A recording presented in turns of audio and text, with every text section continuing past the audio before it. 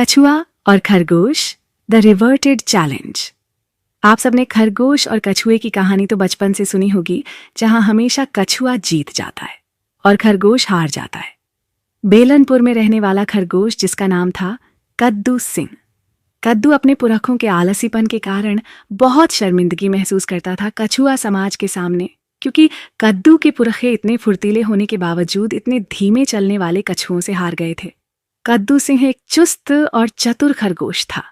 उसके पुरखे, जो कभी जीवन भर की रेस में कछुए से हार गए थे, उनकी हार की कहानी सुन सुनकर कद्दू का दिमाग घूम जाता था।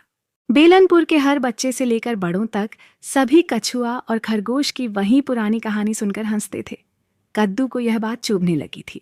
हम खरगोश कितने तेज हैं और फिर भी एक धीमे चलने वाले कछुए से हार गए। कैसा अन्याय का वक्त था। कद्दू ने फैसला किया कि वो अपने पुरखों की हार का बदला जरूर लेगा और कछुए समाज को यह दिखा देगा कि वो किस मिट्टी का बना है। और ऐसा सोचकर उसने बेलनपुर के सबसे तेज कछुए, डमरू कछुए को रेस के लिए चैलेंज दे दिया। डमरू कछुआ, जो अपने धीमे और शांत स्वभाव के लिए मशहूर था, उसने कद्दू का चैलेंज स्वीकार कर लिया। कछुए समाज को लगा कि ये एक मजाक है, लेकिन सभी कहते थे कि डमरू उनका गौरव है और ये रेस एक मंथन का खेल होगा। रेस का दिन आ गया और बेलनपुर की जनता हर तरफ से रेस देखने के लिए जमा हो गई थी। सभी बस ये देखना चाहते थे कि क्या आज खरगोश अपनी हार का बदला ले पाएंगे। डमरू और कद्दू दोनों स्टार्ट लाइन पर आ खड़े हुए। कद्दू सिंह के अंदर जज्बा भर चुका था और डमरू शांति से अपनी रेस की तैयारी में लगा था। जैसे ही रेस का शंख बजा, कद्दू सिंह बिजली की तरह आगे निकल गया। डमरू अपनी शांत और धीरे धीरे चलने की रीति को निभाते हुए अपना सफर तय करता रहा। कद्दू को पूरा यकीन था कि वो इस बार रेस जीत जाएगा। लेकिन रास्ते में एक बड़े पेड़ के पास से गुजरने के दौरान कुछ कछुए, जो कि पेड़ पर चढ़े हुए थे, जैसे ही कद्दू उस पेड़ के नीचे आया, उन्होंने उसके ऊपर एक बेहोशी का पाउडर डाल दिया। ये पाउडर लगते ही कद्दू कुछ पलों के लिए बेहोश हो गया। उसके दिमाग को लगता था जैसे सब कुछ अंधेरा हो गया है। कुछ देर बाद जैसे ही वो होश में आया, उसने देखा कि डमरू तो काफी आगे निकल चुका है। कद्दू को कुछ याद नहीं आया और उसने सोचा कि शायद वो भी अपने पूर्वजों की तरह बीच में सो गया होगा। इस बात से उसे खुद पर ही गुस्सा आया और उसे अपनी हार पर शर्मिंदगी महसूस हुई। उस दिन के बाद कद्दू का गुस्सा और बढ़ गया। उसने अगले दिन डमरू को एक और रेस का चैलेंज दिया। इस बार कद्दू ने तय किया कि वो बिल्कुल भी नहीं सोएगा और अपनी पूरी ताकत लगा देगा। रेस का शंख बजा और कद्दू ने एक बार फिर तेजी से दौड़ना शुरू कर दिया, लेकिन रास्ते में फिर से कछुओं ने वही बेहोशी वाला पाउडर छिड़क दिया। कद्दू दोबारा कुछ पल के लिए बेहोश हो गया और जब होश आया तो डमरू तब तक फिनिश लाइन पार कर चुका था। इस बार कद्दू को थोड़ा शक होने लगा। उसने सोचा, हर बार ऐसा कैसे हो सकता है? मैं तो पूरी तैयारी के साथ आया था, फिर भी हर बार ये डमरू कैसे जीत जाता है? उसे कुछ समझ नहीं आया, पर उसके दिल में शक और बढ़ गया। कद्दू सिंह ने अब तहकीकात करने का फैसला किया। उसने अपने दोस्त खट्टे से मदद मांगी। उसने खट्टे से कहा, खट्टे, तुमको डमरू के साथ रेस करनी होगी।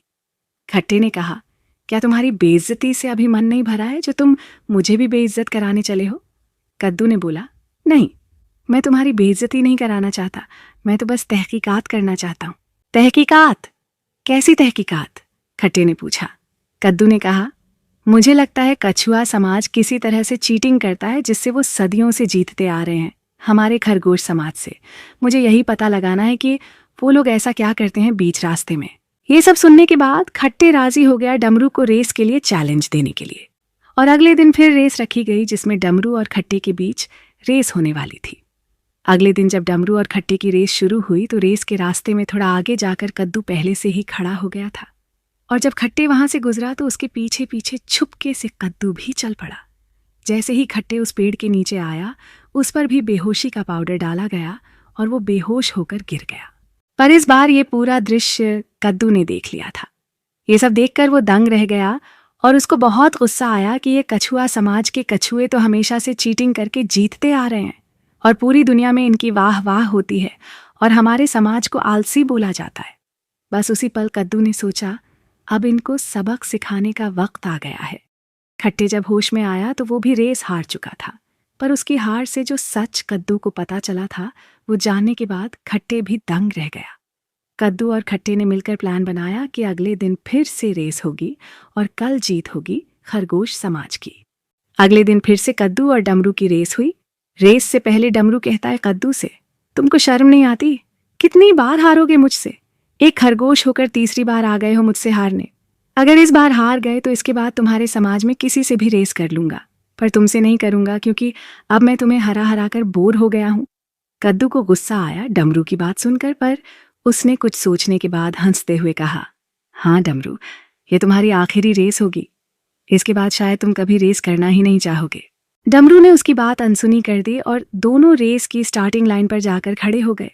जैसे ही रेस शुरू हुई, डमरू ने अपनी धीमी चाल से चलना शुरू कर दिया और कद्दू, जो बिजली की तरह भाग सकता था, वो भी डमरू की स्पीड को कॉपी करने लगा। वो बस थोड़ी थोड़ी देर में 3-4 कदम चलकर बैठ जाता और इंतजार करता कि डमरू वो 3-4 कदम का रास्ता पूरा करे। डमरू को समझ नहीं आ रहा था कि ये मेरे साथ क्यों चल रहा है, पर फिर भी वो चल रहा था। उसने सोचा जैसे ही पेड़ के नीचे जाकर बैठेगा ये, वैसे ही बेहोश हो जाएगा तो इसको पता ही नहीं चलेगा कि ये रेस भी ये कैसे हारा। इसी आशा में दोनों रेस में साथ साथ आगे बढ़ रहे थे और हर बार की तरह कद्दू 3-4 कदम लेकर आगे जाकर बैठ जाता। धीरे धीरे करते हुए वो पेड़ का रास्ता भी आ गया जहां डमरू के दोस्त पेड़ पर छिपे रहते थे। डमरू इंतजार कर रहा था कि वो पाउडर से कद्दू बेहोश हो ताकि वो उस पेड़ के नीचे से आराम से निकल जाए, पर इस बार कद्दू 2 कदम लेकर ही बैठ गया पेड़ के आने से पहले। जैसे ही डमरू कद्दू के पास पहुंचा, कद्दू डमरू के साथ साथ चलने लगा और डमरू से थोड़ा आगे होकर कद्दू ने अपनी सांस रोक ली और तेज रफ्तार से पेड़ के नीचे से निकल गया। डमरू को कुछ समझ नहीं आया और वो धीरे धीरे उसी रास्ते पर आगे बढ़ गया।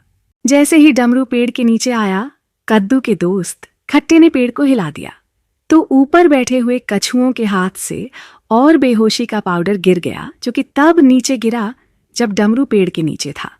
और इसी तरह डमरू पाउडर के असर होने के बाद थोड़ी देर में बेहोश हो गया। बेलनपुर के सभी कछुए और खरगोश विजेता का इंतजार कर रहे थे एंडिंग लाइन पर। खरगोश समाज को कोई आशा नहीं थी कि कद्दू जीतेगा, पर कद्दू को पहले आता हुआ देखकर वो लोग फूलों नहीं समाये और उनका सिर फख्र से उठ गया। रेस कद्दू जीत गया था। रेस जीतने के बाद कद्दू और खट्टे ने सभी को कछुआ समाज की सच्चाई बताई, जिसके सामने आने के बाद कछुआ समाज बहुत शर्मिंदा हुआ और उन्होंने खरगोश समाज से माफी मांगी।